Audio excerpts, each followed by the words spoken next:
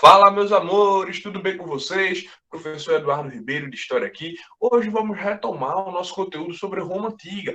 Vamos retomar aquele assunto que iniciamos na aula passada. Se você não assistiu, vai lá, assiste os vídeos da aula passada e se intera daquilo que foi já previamente conversado, daquilo que já foi dito. Assistam lá o material, depois voltem aqui e continuem este vídeo, tá certo? Não esqueça de dar um like no vídeo, comentar nos vídeos, isso é muito importante. Se tiverem dúvidas, interajam, tá? Que eu respondo todo mundo que fala, se inscrevam no canal, isso é muito importante, tá certo, pessoal? Então, como estávamos falando na aula passada, terminamos nosso vídeo falando sobre a crise da República Romana, uma crise sem precedentes, né, que Roma ela entra muito movido por conta da questão dos constantes conflitos que envolviam a luta entre patrícios e plebeus. Essa luta o tempo todo consumiu a saúde social de Roma, certo? Isso leva a sociedade romana a entrar numa crise sem precedentes a um nível absurdo, certo? Roma entra numa crise sem precedentes em um nível jamais visto, em minha opinião. Então, assim, Roma ela entra num conflito sem precedentes, né? Porque essa luta entre patrícios e plebeus que tinham dado uma pausa durante os acontecimentos das guerras púnicas, agora retoma com muito mais força. Uma vez que a situação das guerras púnicas é superada, os plebeus eles também querem ser participantes da repartição do espólio, né? Sobretudo de terras. Aquela proposta de reforma agrária, né, que os irmãos Graco tinham feito, proposto, ela estava muito bem viva na cabeça dos plebeus e estes não queriam mais ser segregados da política social de Roma. Roma não poderia mais simplesmente ignorar seus habitantes como um todo, achar que a cidade de Roma, a República Romana, era uma coisa só para patrício? Jamais. Tá certo? Os plebeus eles queriam ser sim participantes. Os plebeus eles queriam sim estar envolvidos no processo. Os plebeus eles queriam muito poder participar dentro dessa conjuntura que é o espólio, né? Que é a luta por direitos. Eles queriam participar disso, certo? Mas essa busca por inserção social por parte dos plebeus, isso gera uma crise muito grande, uma vez que os plebeus eles querem participar e os patrícios não querem abrir mão, não é dos seus privilégios, não é dos seus direitos, é dos seus privilégios. Os patrícios eles não querem abrir mão dos seus privilégios. E isso vai gerar conflitos, certo? Que geram, todo conflito gera-se uma crise, certo? Para a gerência desse conflito, os militares eles vão ser muito bem utilizados, né, para poder acalmar os ânimos dos plebeus, certo? Que reivindicavam, porque os patrícios, como eu tinha dito, não querem abrir mão dos seus privilégios, e por conta disso os militares eles vão ganhar muito prestígio, mas muito prestígio mesmo. Para vocês terem ideia, um general chamado Silá, ele vai dar um golpe e vai se tornar ditador. Isso só foi possível há uns anos atrás, isso seria impensável. Militares administrando Roma, possível. Mas, dada a conjuntura de crise, isso criou uma situação que permitiu os militares chegarem ao poder, né? Sila ele governa por anos e só sai do poder quando mesmo estava em idade bastante avançada, ou seja, ele não tinha mais condições de governar. Então vejam quantos anos um militar administrou Roma. A gente está vivendo uma crise social terrível e política terrível, certo? A solução para controlar toda essa crise, tentar contornar, foi a criação dos triunviratos. Isso é importantíssimo. Nesta época que os triunviratos vão ser criados, é bom a gente lembrar e salientar que Roma, a República, o que a gente conhece por República, o conceito de coisa pública romana, praticamente já não existia mais. Praticamente já não existia mais.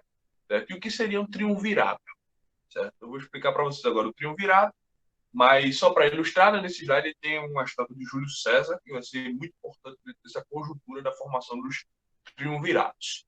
Os triunviratos, trium, né, vem de três, trio, vem de três, né, trio. Bom, triunviratos é uma formação de três líderes, obviamente patrícios, né, que passariam a administrar Roma nessa situação de crise, dentro dessa conjuntura de crise, para tentar dar um fôlego à República, até tentar restaurar a República aos seus dias áureos, aos seus dias gloriosos, né? O primeiro triunvirato é composto por essas três figuras que vocês veem aí. Júlio César, que com certeza é o mais famoso de todos, né? Todo mundo conhece a figura de César. Crasso e Pompeu. São os três primeiros que compõem, né, o triunvirato. É o primeiro triunvirato, certo? E a função do triunvirato é o seguinte, certo?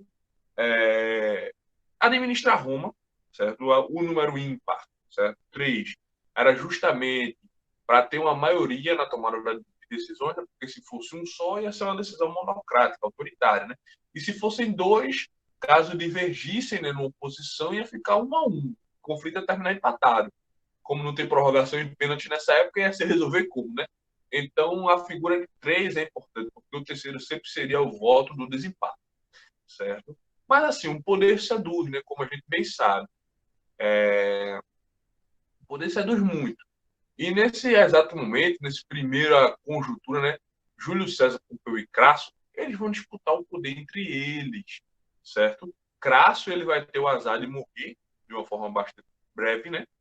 E nesse que o terceiro morre, né, o voto do desempate, Júlio César e o Pompeu, eles vão disputar o poder, certo? Sendo Júlio César, depois de uma guerra muito complicada contra a figura de Pompeu, ele vai sair vencedor, certo? E nisso que ele sai vencedor, a figura de César, ele sai como um grande vencedor, ele passa a exercer uma centralização política gigante, passando a se auto-intitular como ditador vitalício, ou seja, ele iria governar Roma perpetuamente, certo?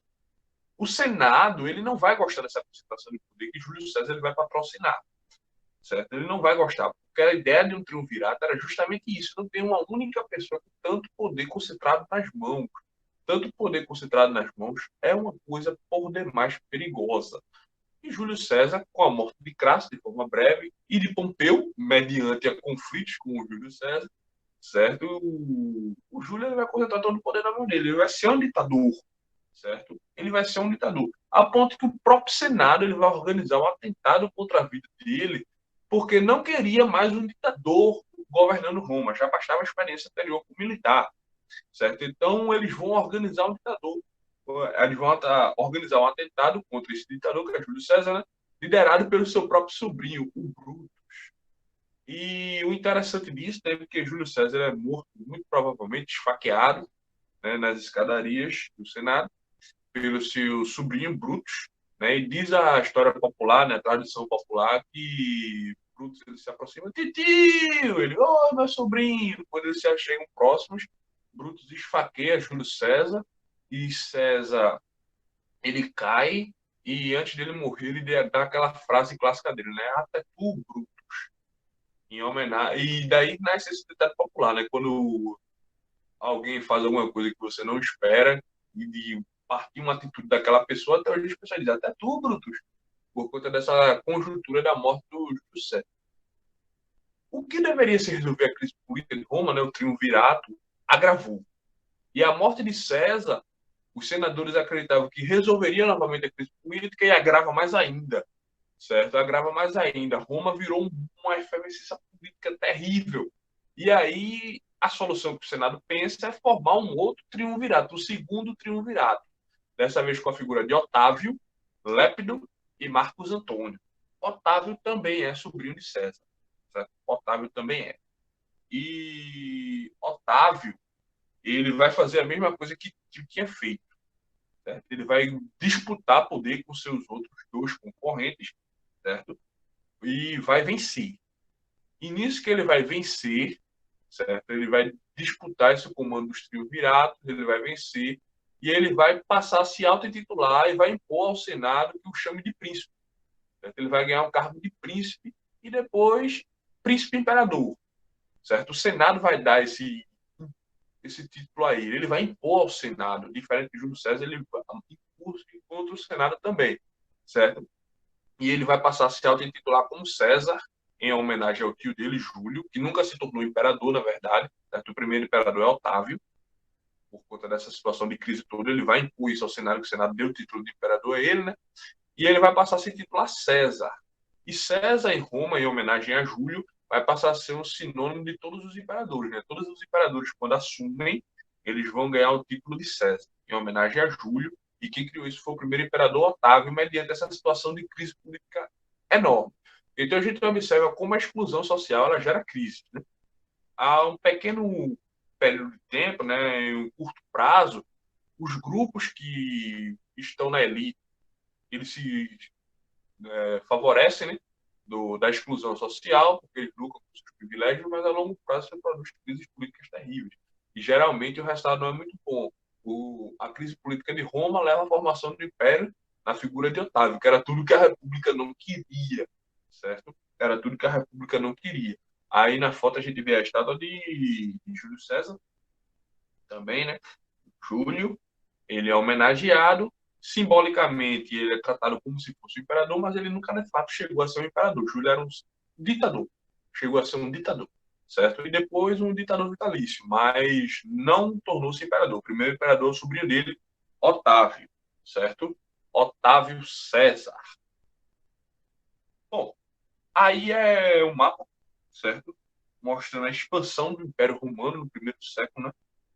Na verdade, no segundo século, até o segundo século, né, no ano de 117 depois de Cristo, a gente vê o quanto o Império Romano ele expandiu. A gente observa aí que está em roxinho, né, os territórios que chegaram ao Império Romano, numa época que não existia o WhatsApp para ajudar a administração, nem televisão, nem rádio, nem nada do tipo. Não existia carro, não existia meio de transporte efetivos, a não ser cavalos e barcos simples. E veja a quantidade de terras que Roma ela congregou assim, terras em 3 continentes, né? Europa, Ásia e África. Então veja o Império Romano como ele foi enorme. No norte da África, tudo pertencente ao Império Romano, certo? Parte do Egito, né? No norte da África, a gente observa como isso foi grande. Europa, né? A gente tem a Espanha, a Gália, a Britânia, certo? A própria a Península Itálica, né? A gente tem aí parte na Ásia, né? Essa região aí da Síria, né? Damasco, né? Essa região aí da Macedônia. Enfim, a gente tem uma região enorme e o Império Romano ele passou a administrar debaixo do seu poderio. Então a gente vê como Roma cresceu, como Roma se expandiu. O Império Romano, pessoal, administra muitas e muitas e muitas e muitas terras. Então, a conjuntura política ela foi gigantesca. Roma administrou muita coisa, demais. E o Império Romano, né? Ele até esta época, certo? Depois ele vai ser superado, mas até esta época ele se torna o maior império do mundo. Então, observe o tamanho da proporção do negócio, certo? A gente tem aí essas características do Império Romano, né? Eu coloquei aí na ilustração do slide uma imagem do filme Gladiador.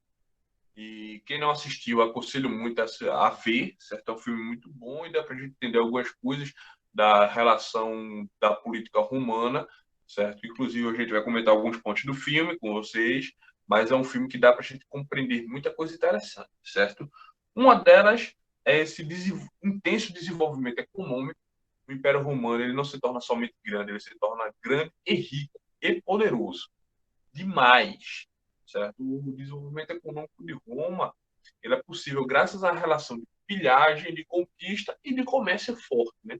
Roma se torna a capital do mundo na época, certo? O desenvolvimento econômico romano foi uma proporção nunca antes vista, certo? A gente tem o uso da língua latina para todo o império, certo? E esse latim ele era a língua universal na época, né? Hoje o latim é praticamente uma língua morta, certo? O latim é praticamente uma língua morta, mas ainda utilizada, né, na comunidade científica, a igreja também utiliza, né? Mas o latim hoje é quase uma língua não falada, mas chegou a ser a língua mundial. Depois o latim, né, em cada região, ele vai entrar em contato com pessoas da localidade, e aí a gente vai ter uma formatação, né, de novos idiomas surgindo, né? Português, francês, italiano e espanhol. São os 4 idiomas latinos de descendência latina que a gente tem hoje, né? Que são as flores do Lácio, como se diz em linguagem poética, né? Outra característica do Império Romano vai ser a construção de estradas para você administrar um território tão grande, tão amplo como foi o Império Romano. a construção de estradas ela era fundamental, certo? As construções dessas estradas eram fundamentais. E para a gente encerrar, a política do pão e do circo. Mas essa política do pão e circo eu vou deixar para explicar para vocês no nosso próximo videoaula. Fiquem curiosos, viu? Porque a política do pão e circo tem muito a ver com essa imagem aí do filme do gladiador que eu coloquei para vocês, tá certo? A política do entretenimento da população, que ainda hoje, ao meu ver, é muito utilizado, viu, pelos nossos políticos. Mas, para vocês aí, um beijo, um abraço e até a nossa próxima videoaula, tá certo? Até a nossa próxima videoaula. A nossa próxima videoaula, vamos dar continuidade a este assunto, tá certo, pessoal? Para vocês, aquele abraço e até a próxima, viu? Tchau, tchau.